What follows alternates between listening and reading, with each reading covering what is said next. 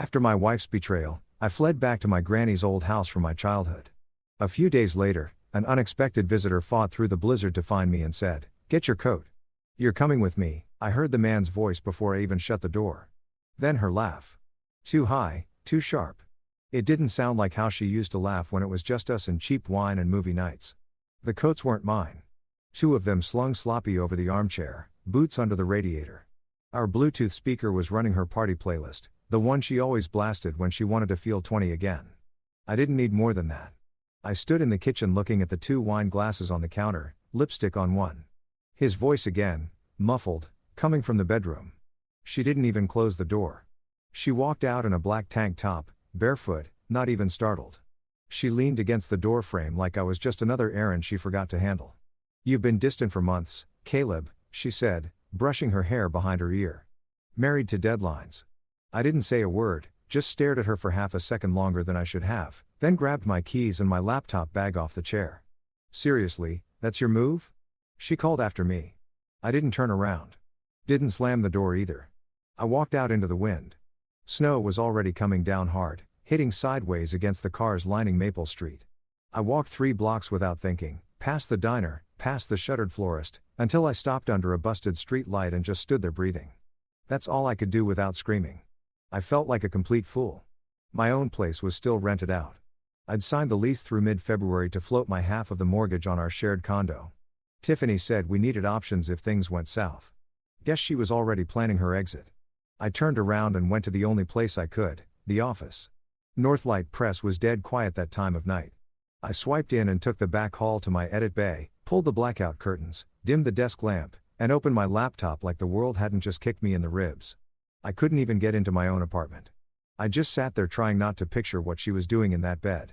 Hank Wells, our night security guy, knocked twice and handed me a mug of peppermint tea without saying a word. He's one of those old union men who know when to talk and when to shut up. I nodded. He nodded back. That's all we needed. By morning, she was there.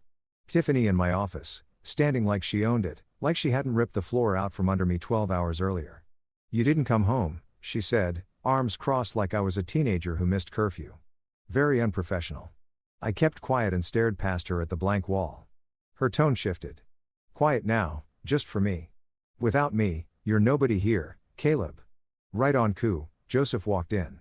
That fake slick smile of his, like everything's a photo op. He always hovered around Tiffany, always called himself a consultant, like that meant anything.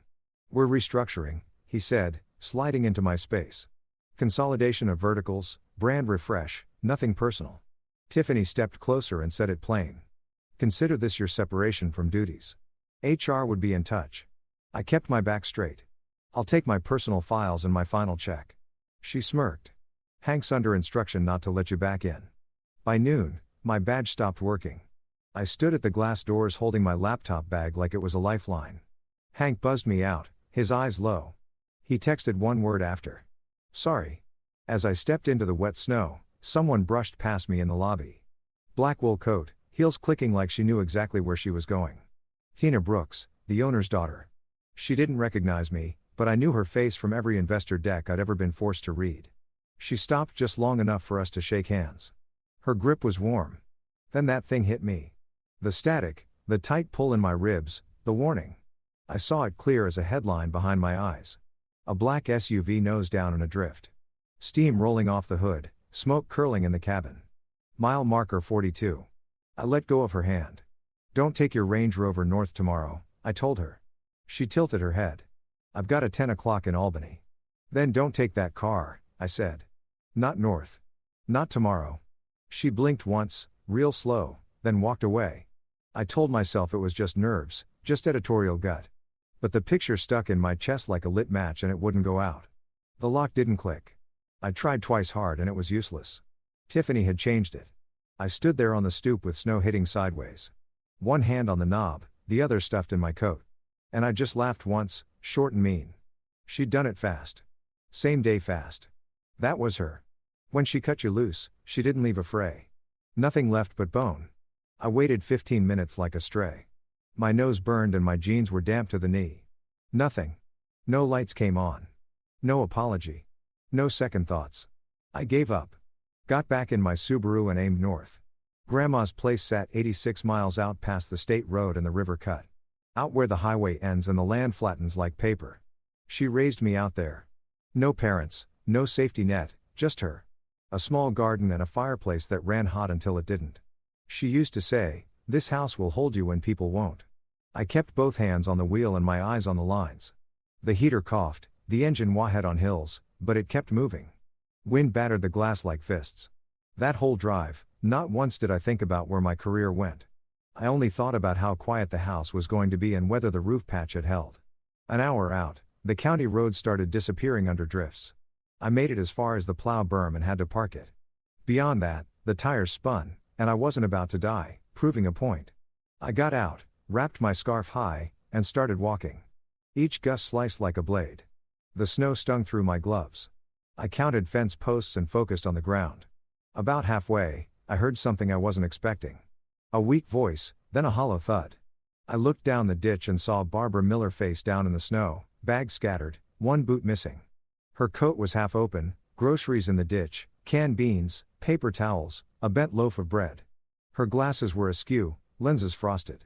She'd known me since I was 12. Gave me peanut brittle on Christmas. I yelled her name, got nothing but a groan. I couldn't carry her, not without dropping her. My fingers were already numb. I scanned the road, then saw an old sled leaned against a fence like someone meant to fix it one day and forgot. It was half cracked and missing a rope. I dragged it over, tied her coat belt to the crossbar, and loaded her on with one bag tucked under each arm. Then I hauled. Step, brace, pull. Step, brace, pull. My hands screamed. Took 15 minutes to reach her place. Eddie opened the door in socks and a flannel shirt, his eyes wild. He helped me get her inside, offloaded the bags, and wrapped her in 2 quilts while muttering, "Stubborn woman." She came to enough to call me her little proofreader, which made me want to laugh and cry at the same time. I told Eddie I'd come back tomorrow with salt for the path. Then I kept going. By the time I hit Grandma's place, I was shaking so bad I couldn't get the key to slide. The lock stuck like always, but the old butter knife trick worked. That first breath inside smelled like cedar dust and stale coffee. The silence nearly broke me. The kitchen window had cracked again. I taped it fast with what was left in the drawer. The logs I'd split back in fall were low, maybe 8 left. I jammed 3 in the stove and lit them with pages from an old phone book. I didn't bother unpacking. I just sat on the floor, hands pressed against the iron, trying to feel something through the gloves. I must have slept about an hour. When I woke up, my hands didn't feel like mine. The skin was pale and waxy, and the knuckles looked wrong, tight, swollen, like balloon joints. I couldn't flex my fingers without pain. I stood dizzy, and that's when the knot came. Not the wind, not a tree limb, a real knock. I opened the door and blinked hard. It was her. Tina Brooks, black wool coat, cheeks pink, hair in a braid, snowflakes clinging to her sleeves. "Are you Caleb Nelson?" she asked like she already knew. I nodded once, then leaned against the doorframe to stay upright. "How on earth did you find me out here?" She exhaled through her nose, shifting her weight. "I called Hank, told him I'd seen you yesterday. He said if it's a storm, you'd come here, gave me the road name, said you were too stubborn to call anybody. Of course he did." Hank's loyalty didn't talk. It acted. She stepped closer, brushing a curl off her forehead. On the northbound, just past mile 42, my driver had to swerve around a van half buried in the drift. "Same spot you warned me about." I let that sink in. My ribs felt tight again. "I turned around," she added. "Moved Albany to later, switched into a sedan, and told my assistant I was checking on something that couldn't wait." Her voice was steady. Not warm, not cold, just sure. By mid-afternoon, I heard it for myself. The scanner app on my phone crackled through the static. Black Range Rover pulled from a snowbank at mile marker 42. Not hers. Same drift, same hour. She caught me watching my hands under the table lamp. They looked worse in the light. Red lines across the joints, stiff and purple near the thumbs. "Get your coat," she said, no hesitation. "I'm not leaving you to lose your fingers." I wanted to argue. Tell her I'd handled worse, that I didn't need help from the boss's daughter, but I didn't say a word. I grabbed my coat and let her guide me outside, down the porch steps, into the car with the heater already running. At the county hospital, she walked straight to the nurse's station and put her card on the counter like it was a shield. "This one needs triage," she said, nodding at me. "He's mine." And just like that, I wasn't drifting anymore. The intravenous drip clicked steady at my side. My hands were wrapped to the wrist, thick and white, like I'd stuck them in cake frosting. I could feel them pulsing, not with pain. Just that weird, numb pressure that told me I was one bad night away from worse. The nurse walked in, grinning like we shared a joke. "Your wife's a force," she said, checking my chart. "I'm not married," I mumbled. She snorted. "Then she's your boss." She left still laughing. Tina was in a plastic chair near the window with a legal pad and pen. No makeup, hair in a knot that had clearly been redone more than once. She looked like she hadn't blinked since I'd passed out. She glanced up. "Your last name?" she asked, tone even. "Nelson?" I nodded once, slow. She nodded back. "Hank confirmed. Said you were stubborn but straight." That tracked. She sat forward, elbows on her knees. "Does that thing in your chest, whatever it is, ever get it wrong?" I shifted on the pillow. "It's not magic. It's just gut instinct. Editor's instinct, maybe. You warned me about the road." "That wasn't gut. I don't call it visions," I said flat. "I don't need to believe in something to use it." "Call it what you want," she said. "I'm listening." She flipped a page on the pad, scanned a note, and let out a breath. "I think Tiffany and Joseph are bleeding Northlight. My mother's been hearing chatter through the foundation. Expenses don't match projects. Things feel off." I didn't move. Just watched her jaw tighten. "I want to build something honest," she said. "I'm done playing inside the machine. I need someone who smells rot before it spreads." I said nothing. "I'll cover your treatment. Give you a desk. Temporary setup for now, war room style. We'll run lean, separate slate, different books." I blinked. "I don't want to rescue." "I'm not rescuing you," she said, voice like steel. "I'm hiring you." The room went quiet. Only the IV drip filled the silence. "My dad wants me to stay on script," she added after a beat. "Keep the deals he signed. Marry the guy he picked looked polished for the shareholders. How's that working out?" She smiled without warmth. "He still thinks Gordon's an asset." I cocked my head. "Why me?" She didn't even blink. "You warned me when you didn't have to. And Hank says you've been carrying an imprint lead's weight for 2 years without a title bump. That's not a guy looking to coast. That's a guy who wants things right." Right then, the doctor came in. Young, fast-talking, clipboard in hand. "Frostnip and some infection risk," he said, flipping pages. "You got lucky. We caught it early. 2 weeks in wraps, some PT after. You'll be near normal by week 6 if you don't do anything dumb. No hero moves." I looked at my hands. "Guess I'll learn to type with oven mitts." He chuckled, scribbled something, and walked out. Tina stood and grabbed a paper cup off the windowsill. "I brought you coffee." I sipped it. It was awful. She opened her bag and pulled out a beat-up paperback. "This manuscript yours?" she asked, flipping to the margin notes. "Final edits before I got canned?" I said. "Author's green but has teeth." She pointed at a sentence I'd circled. "Why this one?" "It's overwritten. Trying too hard." She nodded. "You see straight." I didn't answer. But for the first time in days, my breath came without drag. It wasn't the meds. It was her sitting there asking real questions, reading the pages like they mattered, like I still mattered. 4 days in, she came back with a canvas satchel and dropped it on the tray table beside my water cup. "What's this?" I asked, not touching it. "Board packets, vendor files, some consulting invoices, all too neat, too round, and too vague." "You want me to sniff?" She met my eyes. "Tell me if I'm wrong." I tilted my head. "You're not." She pulled the chair closer. "I've been hunting dead air since last spring. People using old contracts to hide new moves. Joseph keeps recommending vendors he trusts, but every time he says that, I hear a number behind it." "You said your mom heard rumors about what?" "Middleman deals, kickbacks, soft billed hours, basically old school skimming dressed up like optimization." "And you think Tiffany's in it with him?" "I think she runs it and Joseph's her inside arm." That lined up with what I'd suspected for months, but never had proof of. Every time I'd flagged a contract, Tiffany buried it in meetings or rewrote the scope to look clean. Tina pushed the satchel closer. "I need a second set of eyes. Someone who's been inside but isn't scared of the names." I asked the question I hadn't wanted to out loud. "What about Gordon?" She leaned back like the question left a bad taste. "He thinks I'm setting up a passion project. Said I should focus on foundation optics and leave ops to real players." That is language. Every word. I shifted, wincing. "You don't want a project. You want a reckoning." She didn't deny it. "I'm in," I said. But only if I see the whole map. No half routes. You'll get it. Everything I have. I reached out with both bandaged hands and nudged the satchel closer. My knuckles throbbed, but I needed to touch it. Needed to feel like I still had skin in the game. This one, I said, flipping through the stack and pulling a line item invoice marked consulting third quarter rollover. Smells like bleach. She grinned, eyes tired but sharp. I knew it. She gave me the guest room on the second floor. Window facing a half-bare maple. Room was plain. Fresh paint, clean sheets, no art, just a folding chair and a sturdy desk. Like she knew I'd use both. This is not charity, she said, standing in the doorway. Clock starts at 9 sharp. I'm up before that anyway, I told her.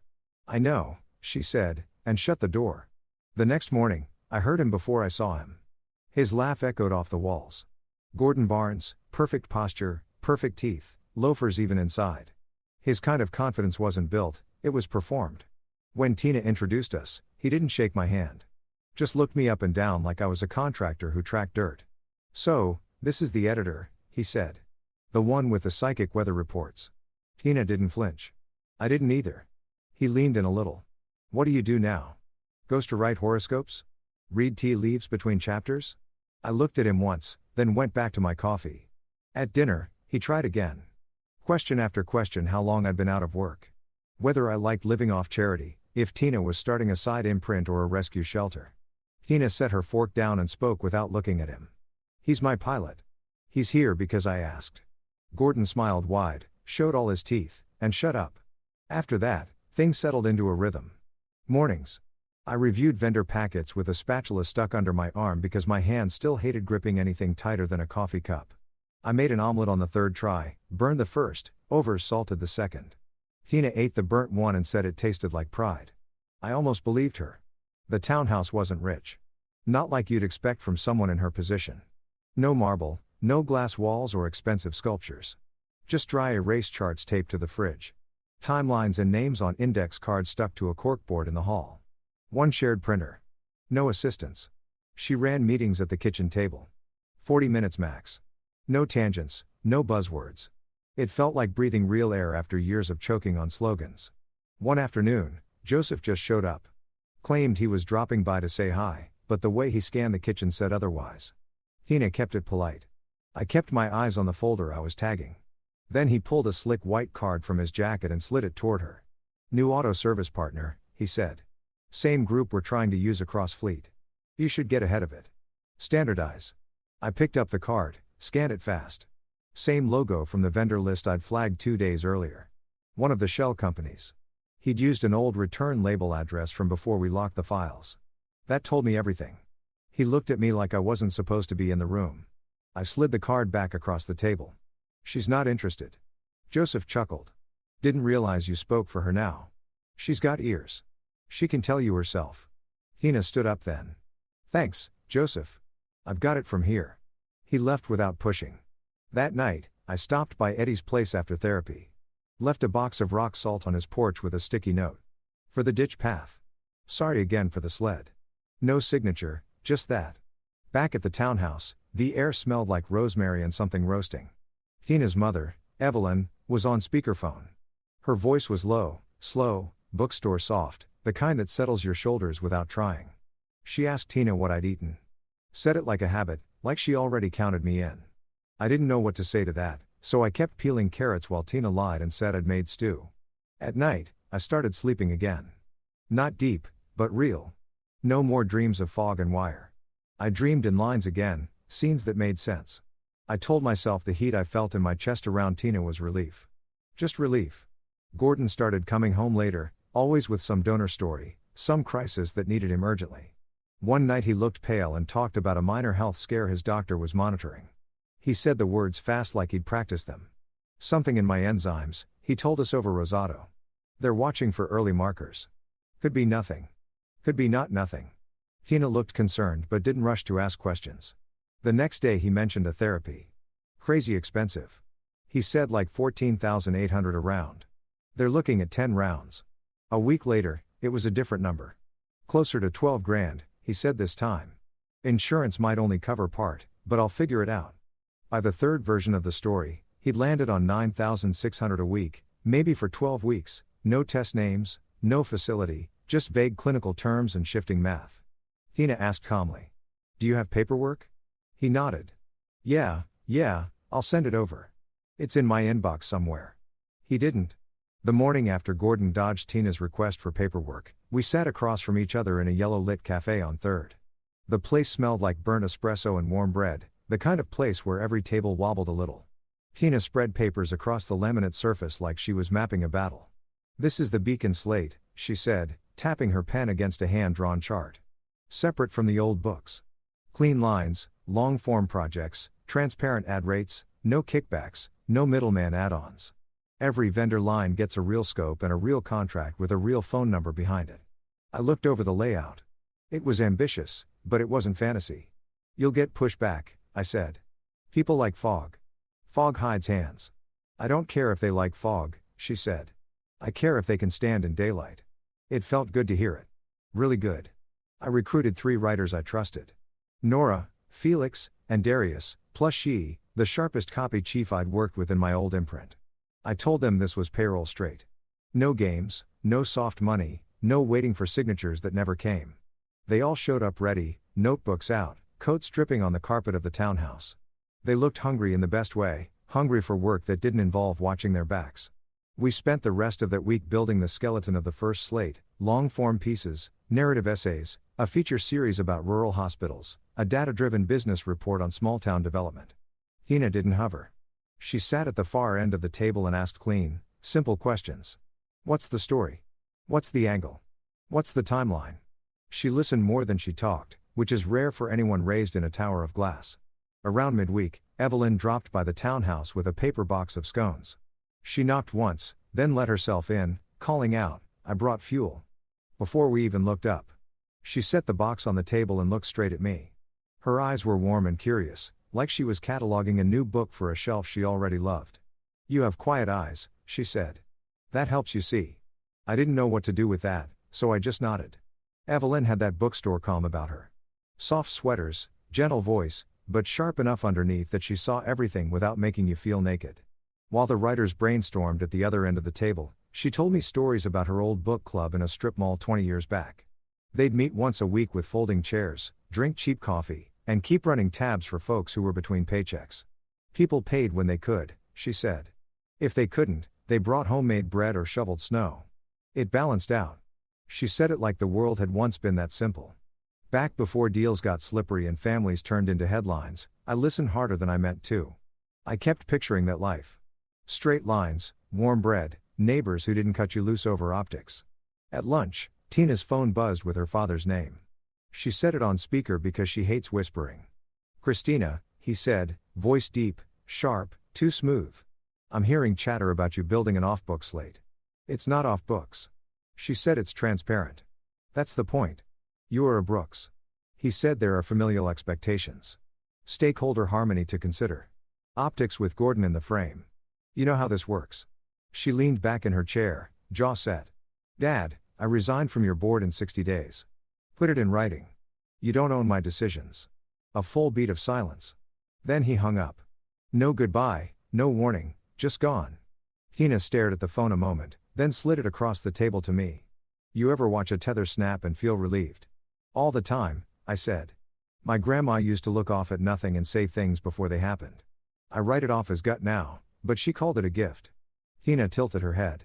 Call it whatever helps you sleep. The rest of the afternoon, we combed through vendor lists line by line. I flagged suspicious items. Hina cross-checked board approvals. At one point, she asked if I'd mind reaching out to someone in finance who wouldn't sell us out or tip anything to Joseph. I knew exactly who to call. Leah Chen, VP of Finance, one of the only people in that building who treated numbers like truth instead of a suggestion.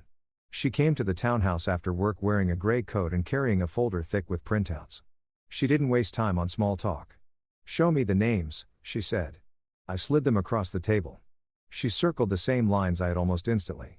Round numbers, vague scopes, recycled language, identical signatures. These vendors are fake, she said. Or at least repurposed. Somebody's running money through them. Somebody meaning who? Hina asked. Leah gave a tight smile. You want me to say it out loud? Please, Tina said. It smells like Joseph's work, she replied. And whoever's giving him cover. She didn't have to say Tiffany's name. It sat in the middle of the table like a stain. While Tina and Leia discussed next steps, my phone buzzed. Gordon had sent her a picture, a clinic lobby, beige tiles, a wristband on his hand, some generic pamphlet about recovery on the chair next to him. She held the phone up toward me like she wanted a second opinion. I studied the background. The glass pattern on the divider was familiar. That's the spa clinic on 46th, I said, keeping my voice low. They sell sleep pods and vitamin drips, not medical treatment. She stiffened. Just a small shift, but I saw it, felt it in the air. I appreciate you looking, she said quietly. I didn't say more.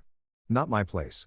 My job was to keep the slate clean, not untangle her relationship with a man who couldn't keep his story straight. Later, after the writers left, and the townhouse dimmed to that warm evening glow, Evelyn pulled me aside in the kitchen while Tina took a call. She poured me tea like she'd done it 100 times. Don't let the big building chew your pieces, she said, stirring her own cup. It tried to chew mine and Tina's. Keep who you are. I'm trying, I said. Some days it feels like holding sand. She smiled. Sand can build foundations if you pack it with purpose. I didn't know how to respond. I just nodded and sipped the tea.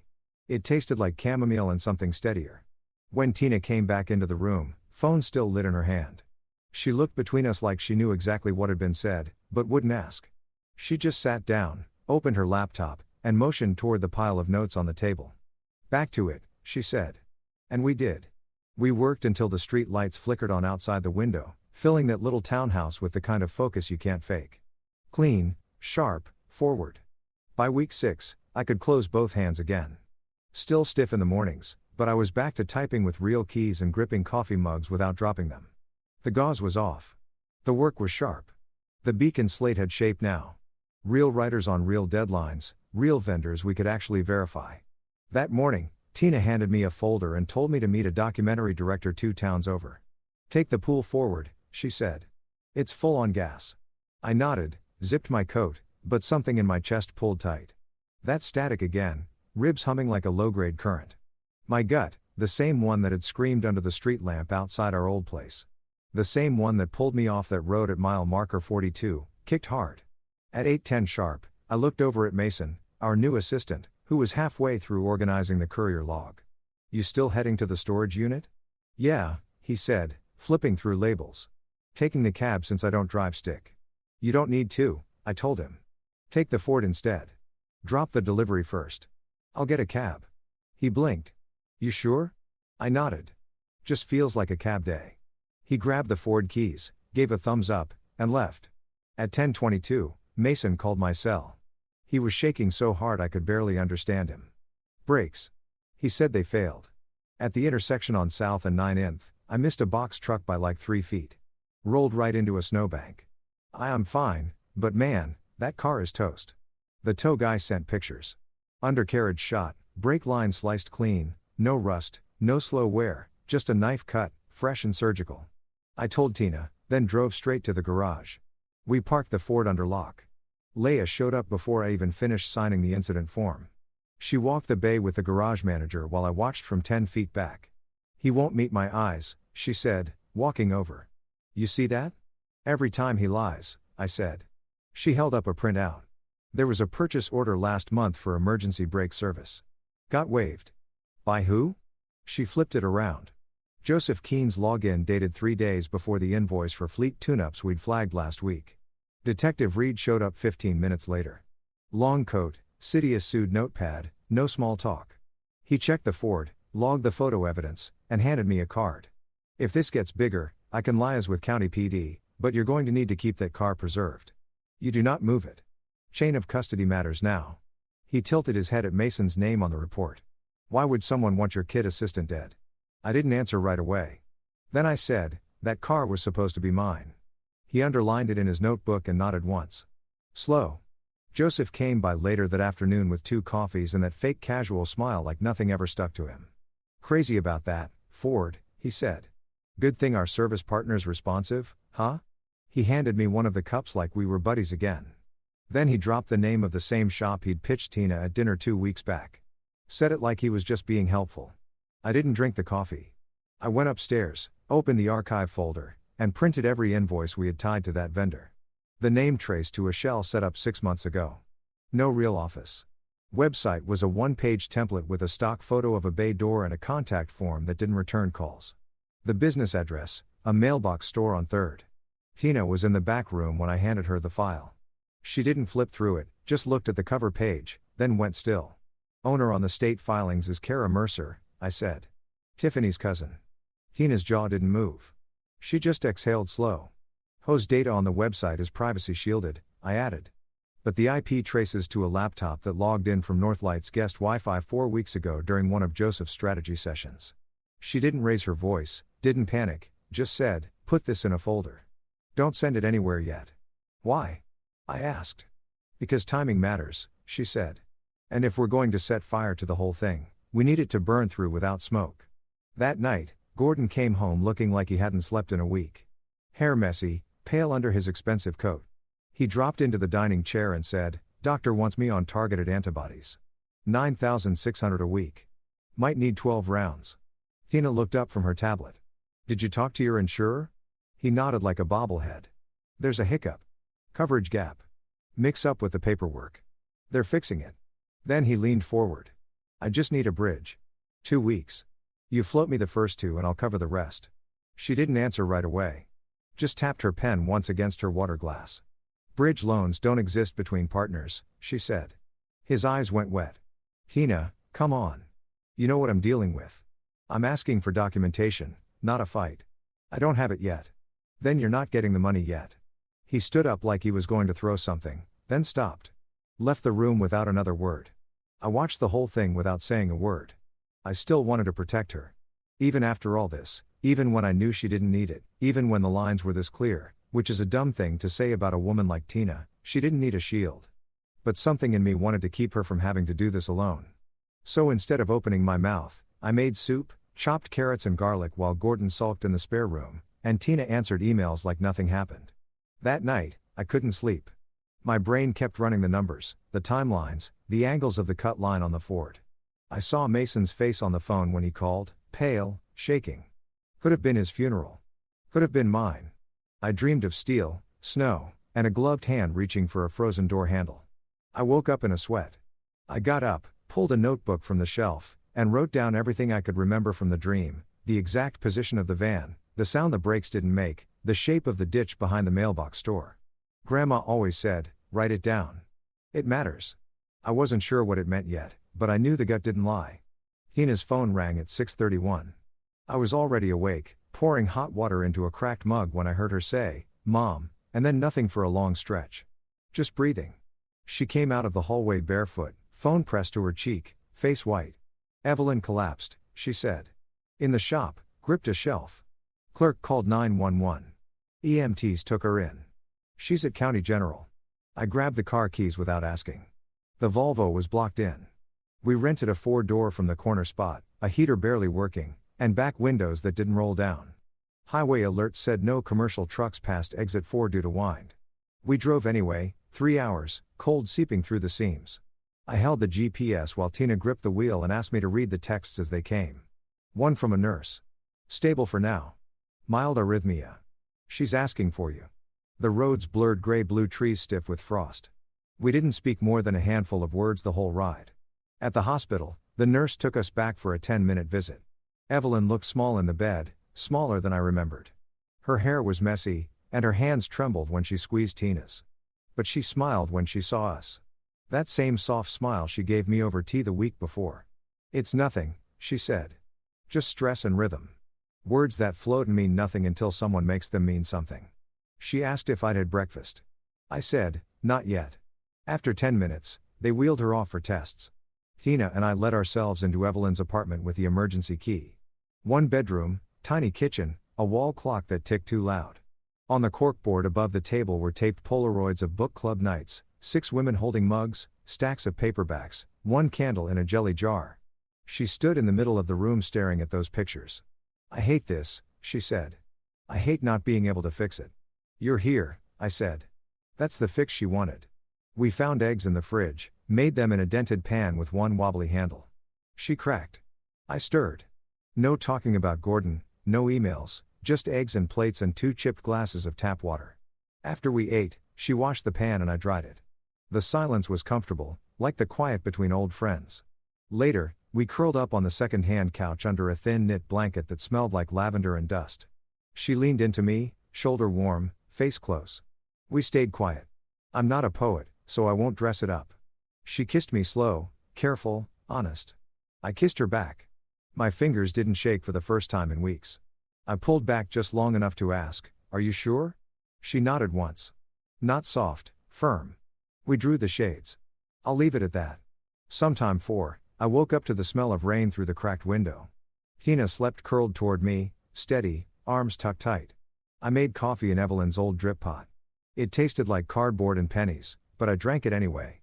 Sitting in the kitchen staring at nothing. I could see a life here. Small pieces, quiet mornings, grocery lists on fridge magnets. It didn't scare me. Her phone lit up on the counter. A message from Gordon.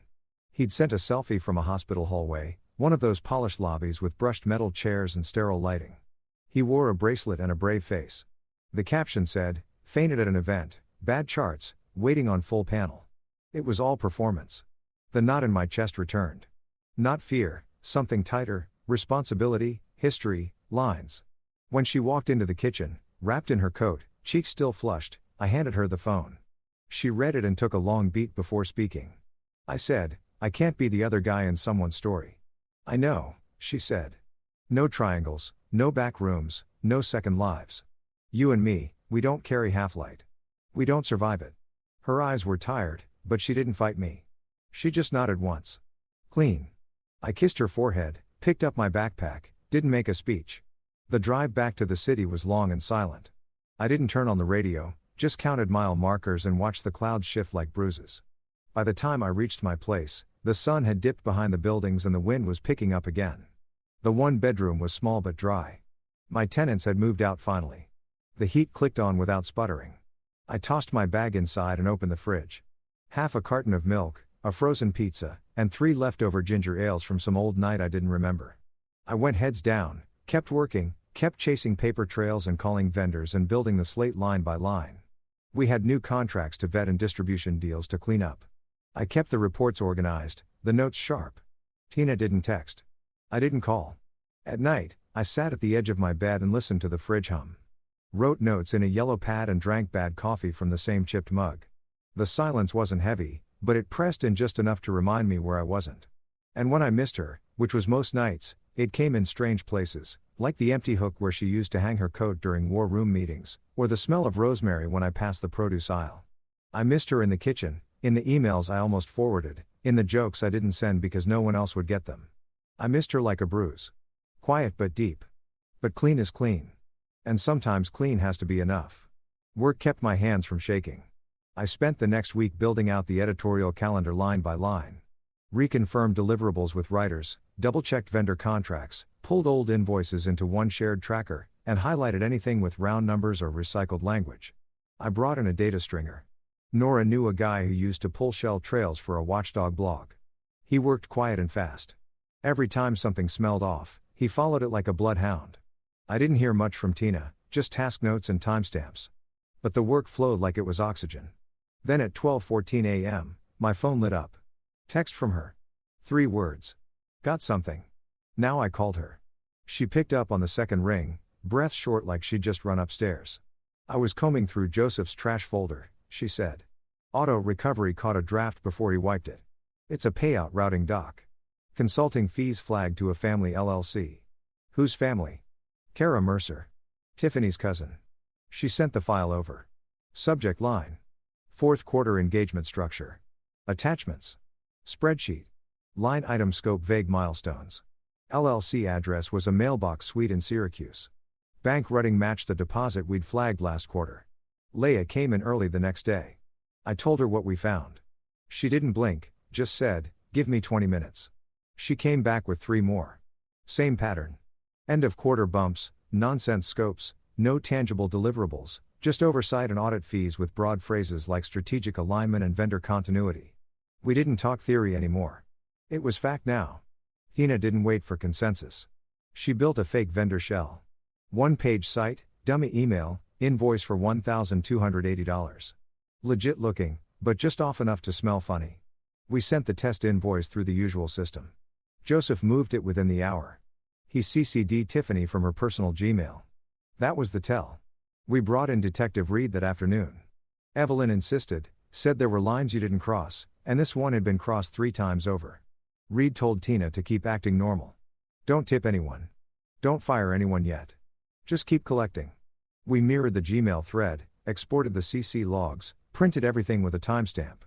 Leia notarized the copies. Company counsel verified chain of custody. Took 4 hours, and every second of it felt like defusing a bomb. Gordon showed up that night with a manila folder and a speech about second chances.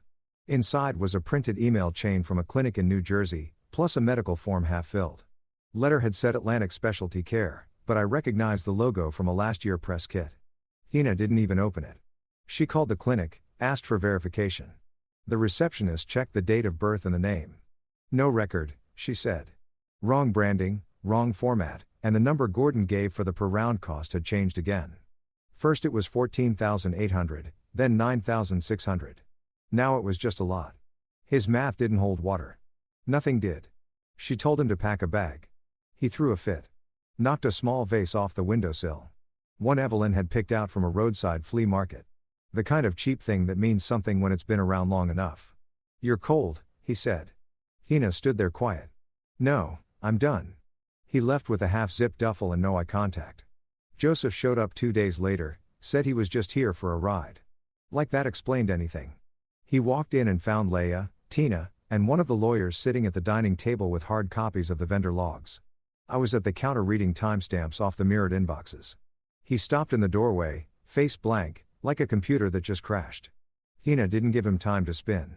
We caught the invoice, the fake vendor, the Gmail CC. He tried to shift it fast. That was Tiffany. I didn't. She told me it was pre-cleared. I didn't know it wasn't. Tina slid the Slack log across the table. You did. His face cracked, eyes wide, mouth twitching like he wanted to argue, but couldn't find a grip. Then he cried. It wasn't an act. He broke in half right there, slid into the chair and covered his face with both hands. Said he was sorry. Said he didn't know how deep it had gotten. That Tiffany made him believe it was survival. That it was just smoothing edges. He gave up everything. The shared drives, the Dropbox folder he thought we didn't know about, backup receipts from his burner phone, even printouts of Slack DMs Tiffany had sent bragging about how she'd keep my boy Caleb where he belongs and how bad breaks are easier than bad PR. That one hit me in the ribs. I didn't react. Just kept my eyes on the logs. Tina stood up and walked to the hallway. She stood in silence for 2 minutes. Then she called her father. She told him flat, I have documented fraud, unauthorized vendor pipelines, and attempted harm. His sigh dragged through the speaker. If there's a way to slow roll this, we should. Appearances matter. The name matters.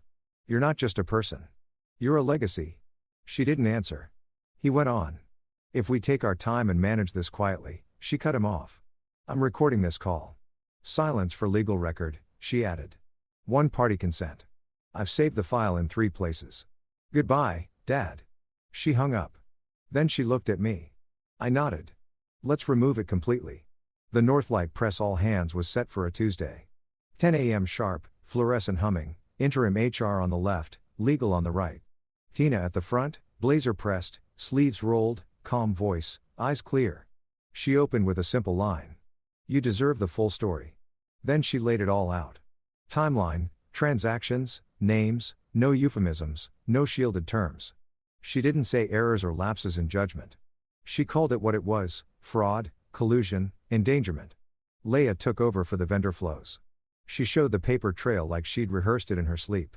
4 LLCs, dozens of invoices, a dozen pass-through accounts. She ended with a mirrored Slack message from Joseph, admitting he'd smoothed the process for a friend with family ties. People in the room stopped blinking. Detective Reed stood in the back, arms folded, next to a county officer in plain clothes. They didn't move. Not until Tiffany was halfway through her rebuttal. She called the sting invoice entrapment, said it was innovation under pressure, and threw in that I was a scorned junior with delusions of legacy. That one almost made me laugh. I didn't. I just stepped forward, clicked the projector remote, and pulled up 4 vendor filings with her signature on every last one. Silence followed. Not long, but long enough to hear the breath leave her body. Then the cuffs came out. Joseph didn't look at me when he signed the cooperation agreement. He didn't apologize either, and I didn't expect him to. That's on him.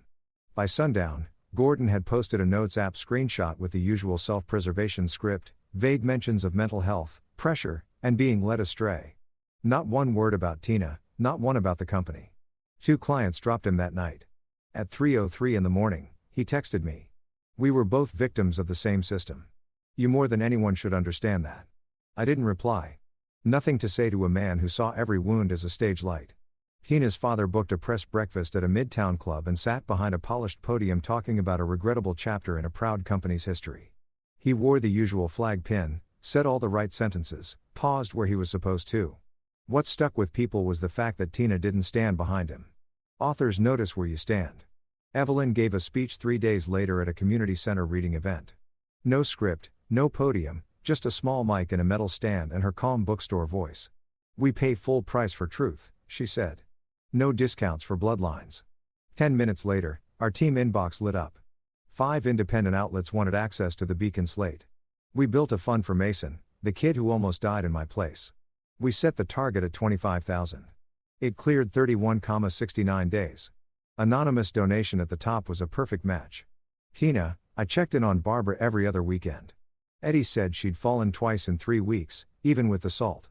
I found a rehab facility 27 miles out, modest, clean, safe, and drove her there myself one Sunday morning. She wore 2 coats and called me an unclaimed blessing in front of the intake nurse. Just before I left, she squeezed my good hand and said, "Your grandma would be proud. She raised you square." I didn't say anything, just nodded. Hank Wells left a voicemail 2 nights later. "Saw you on that live panel," he said. "Don't go Hollywood on me, you hear? You start wearing scarves indoors. I'm taking your name off the fishing plaque."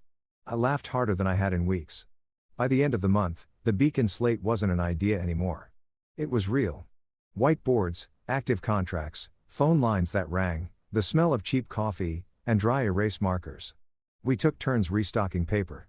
We walked over to pick up our own lunches. Nothing glossy, nothing inflated, just honest work. The kind that washes you clean if you let it. I was folding laundry. Last load, shirt still warm when she knocked. No driver, no assistant, no carefully worded subject line. Just Tina standing in the doorway of my 1-bedroom in that black coat she wore when it mattered. Hair pulled back, no makeup, no armor. Same look she gave me in the lobby that first week. The one that said, "I've already made up my mind." I opened the door and stepped aside. She walked in slow, looked around the place like she was seeing it for the first time. Books stacked 2 deep on the shelves, the payas plant still trailing across the window ledge, scar on the countertop from when I left a hot pan too close to the edge. She touched the back of a dining chair and said, "It looks like you." And I knew she meant it the way nobody had ever meant it before. She turned to face me. "I don't want a life built for other people. I don't want deals that rot my hands.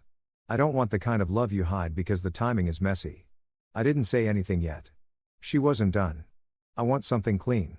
Us on paper in daylight." It hit me low. Not in a painful way, just deep like breath you forgot you were holding.